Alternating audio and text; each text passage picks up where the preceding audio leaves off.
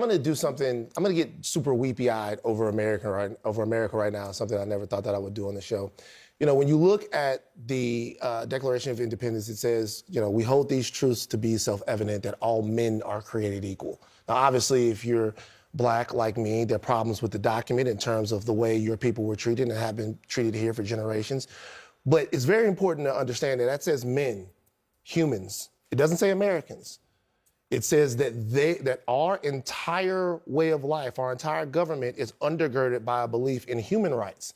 Meaning, if you happen to find yourself in America, then you are entitled to treatment that is different than if you find yourself in China or in Russia or in Germany in 1939 or any of those places. That we have a specific belief in human rights and the value of a human person. That means that we are not going to send you to a torture chamber without due process, and we're not going to subvert the rule of law to dehumanize you. Amen. And that has to mean something. And if it doesn't mean anything, then we lose our entire way of life and who we hope to be at some point, even if we haven't been that person in the past. And I just think everybody who's talking about whether or not this guy is American or not, or how he was here, or like what he means, just sit back and think about who it is that you want to be. And that's not who we want to be.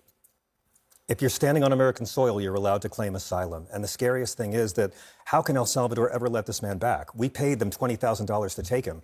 No one comes out of this place because you think El Salvador? And I've been to El Salvador. I've done stand-up there because we have troops there, because we're still doing the drug war there. The drug war is still in progress. I played at military bases in El Salvador. They're not going to let this man out to come talk to American media about what conditions are like in there. And this man has a wife and kids. He has an autistic son.